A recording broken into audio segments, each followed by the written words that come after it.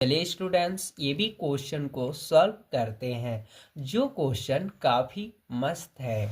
तो एक्सरसाइज 6.3 का question number 2 है।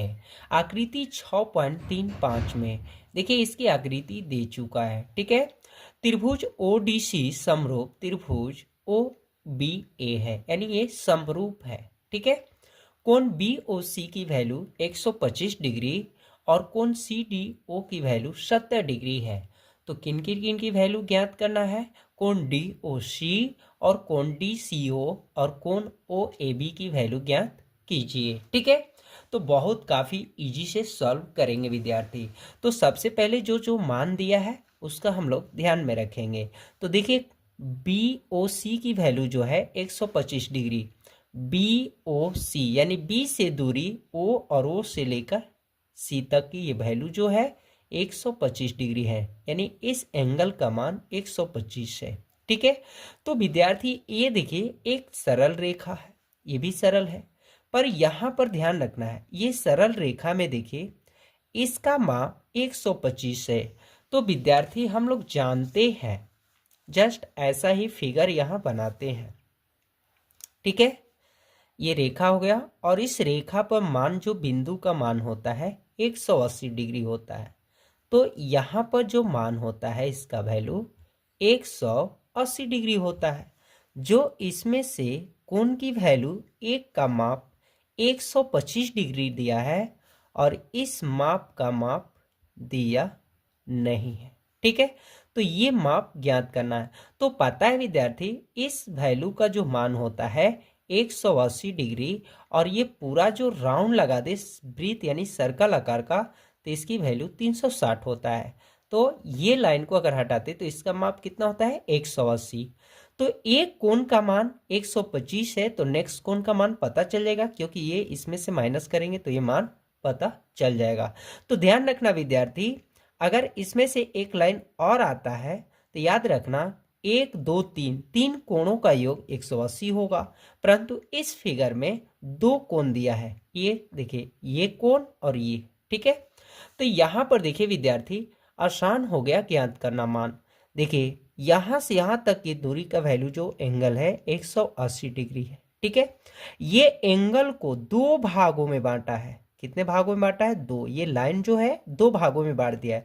जो इस भाग का माप 125 है पर ये भाग का माप नहीं है, तो ये जो मान होता है 180 होता है। तो 180 में से 125 घटाएंगे तो एंगल की वैल्यू ये आ जाएगा। ठीक है, तो बहुत इजी हो गया विद्यार्थी।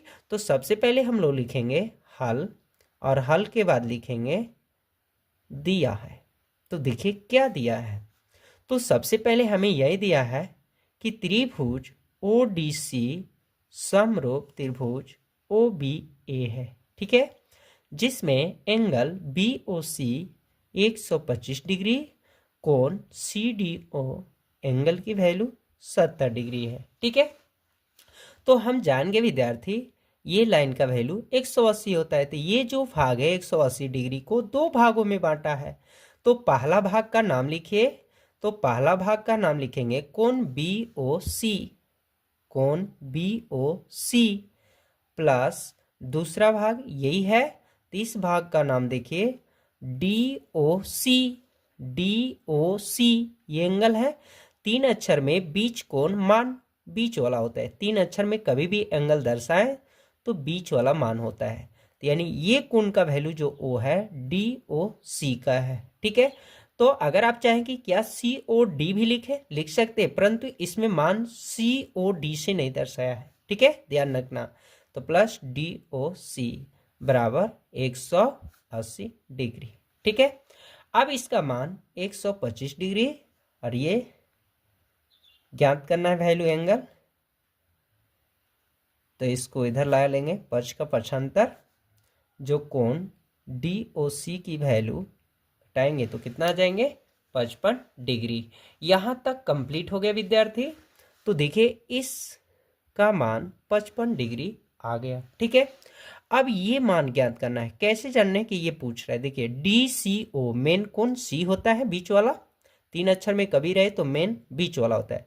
तो C का मान पूछ रहा है। तो देखिए C की वैल्यू ये देखिए एक ये त्रिभुज है और एक ये त्रिभुज है, लिखा भी है ODC ODC OBA दो त्रिभुज है। तो ये त्रिभुज का पार्ट्स दो आ गया और एक ज्ञात करना है। तो हम लोग को पता है कि त्रिभुज के तीनों कोणों का माप 180 होता है, तो दो कोण पता हो तो तीसरा पता हो जाएगी। ठीक है, तो लिखेंगे त्रिभुज COD या DOC में। ठीक है, तो लिखेंगे दोस्त त्रिभुज DOC में। ठीक है, तो कोण D प्लस कोण O प्लस कोण C, त्रिभुज के तीनों एंगल वैल्यू 180 डिग्री। आप इसे 3 अक्षर में भी व्यक्त कर सकते हैं, लिख सकते हैं। कैसे लिखेंगे? ODC, मेन कोण को बीच में लिखना है, फिर C को वैल्यू DCO, फिर O की वैल्यू DOC लिखेंगे। ऐसे भी लिख सकते हैं या सिंगल सिंगल भी लिख सकते हैं। ठीक है, D का मान 70 डिग्री, O की वैल्यू 55 और C की वैल्यू नहीं दिया है। ठीक है, इसको ऐड करेंगे 125 प्लस कोण C और इसको फर्स्ट का पक्षांतर कर देंगे, तो कोण C की वैल्यू भी 55 डिग्री आ गया। ठीक है, अब ध्यान देना है विद्यार्थी, यहाँ पर देखिए इसका वैल्यू जो हम लोग जानते हैं कि ये चांद का वैल्यू जो होता है 180 डिग्री होता है, जो 125 में से 180 को 125 में से घटाया गया तो 55 आया, और इसका भी वैल्यू त्रिभुज पे जो निकाला गया 55 आया। OAB यानी मेन कोण जो होता है बीच वाला होता है, ये कोण पूछ रहा है। ठीक है, तो जब ये त्रिभुज और ये त्रिभुज जब समरूप है तो इसके संगत कोण समान हो जाएगा। ये 70 है तो ये भी क्या हो जाएगा 70, ये 125 है तो ये भी 125, ये 55 है तो ये भी 55 हो जाएगा।